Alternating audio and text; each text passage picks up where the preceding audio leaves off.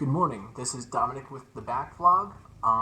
Recently, I just watched the first entry of Park Chan-wook's Vengeance trilogy entitled Sympathy for Mr. Vengeance, which I unfortunately do not own a copy of, so I cannot hold it in the air like this.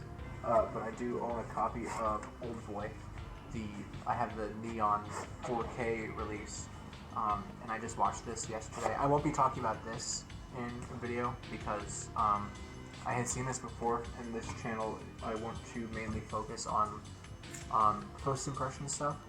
But perhaps later in this channel's life, I will talk about some of my favorite things and some things that I like that I have already watched or played or read or whatever.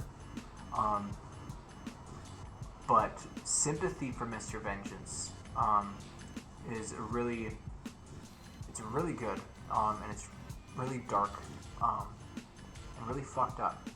I think what Park Chan-wook's I'm not even sure if I'm pronouncing his name right, but regardless, I think what he is aiming for with this trilogy is to demonstrate the harms of wanting to seek vengeance on those who wronged you, and the lengths that people will go to commit said vengeance.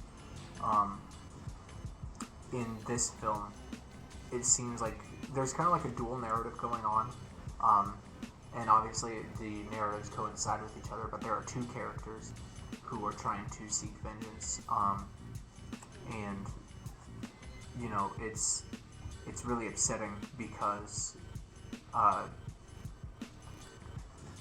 the events of the film, it's kind of like a Coen Brothers film, where it's like none of the things that happened needed to happen. It either happened because of like a string of bad luck or a lapse in judgment on a character's part. It's really depressing, and you know, one event will spiral into a next one, and it'll be just like a cycle of pain until the finale. You know, tons of people die in this for no reason. I don't really have a lot to say about it without like delving into spoilers, which I don't want to do because I do want people to experience the things that I'm experiencing. I think that's what art's for. Art is not for people to hear what other people's thoughts are on. It's to be experienced. But frankly, I think that kind of sums up the main idea of what I wanted to talk about. It's very gruesome too. Park Chan-wook's films are very violent. They are not for the faint of heart.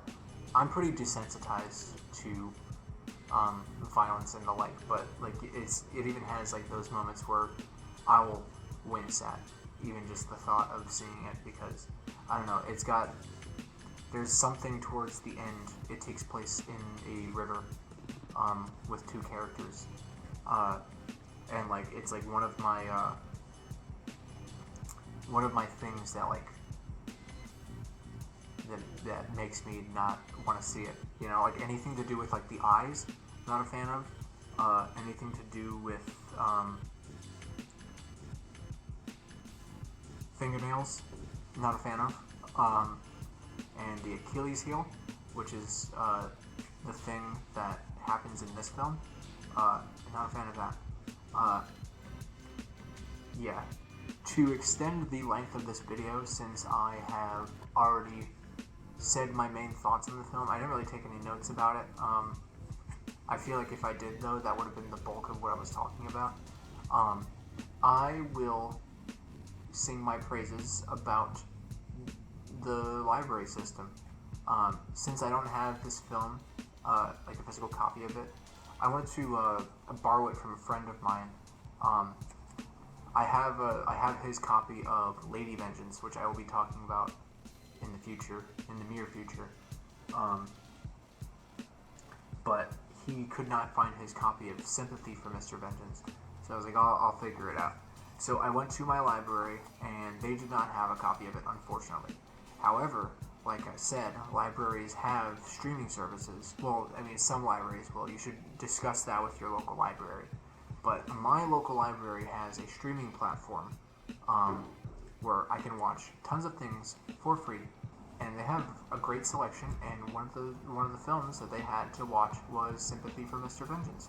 So I didn't have to give Amazon money to rent it, and I didn't have to pay for an expensive streaming service to watch one thing, in the hopes that they would even have that one thing. But yeah, to save a pretty penny, visit your local library for all of your media needs, because that is an underutilized service, and in this day and age, money is precious, and we shouldn't be giving it to the wrong people. Right, Robin? She doesn't give a shit. She is fast asleep.